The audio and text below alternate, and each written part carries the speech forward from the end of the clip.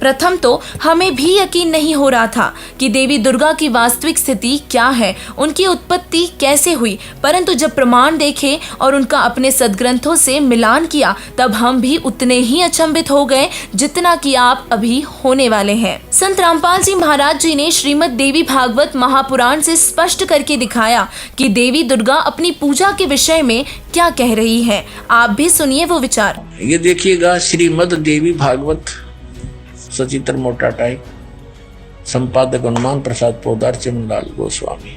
प्रकाशक व मुद्रक हैं गीता प्रेस, गोरखपुर, गोविंद भवन कार्यालय, कोलकाता का संस्थान।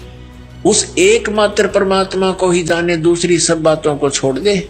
यहाँ दुर्गा जी ने अपनी साधना को भी रिजेक्ट कर दिया कि केवल उस एक ब्रह्म को ही जाने। यही अमृत रूप परमात्मा के पास पहुंचाने वाला पुल है। यहां देखो, इस आत्मा का ओम के जप के साथ ध्यान करो।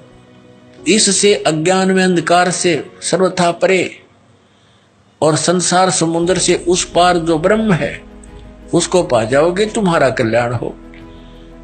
ब्रह्म में अंधकार से सर्वथा परे और संसार समुद्र से उस पार जो ब्रह्म है उसको पा जाओगे, तुम्हारा कल्याण हो।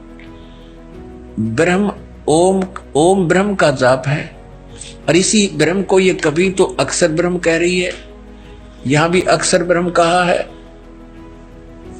तो इसे सिद्ध है कि ये कितनी विद्वान है। और इसने कहा कि इस ब्रह्म की पूजा करो और सबकी पूजा छोड़ दो। और वो ब्रह्म कहाँ रहता है? उसका ओम नाम है। वह यह सबका आत्मा ब्रह्म ब्रह्मलोक रूप दिव्य आकाश में स्थित है।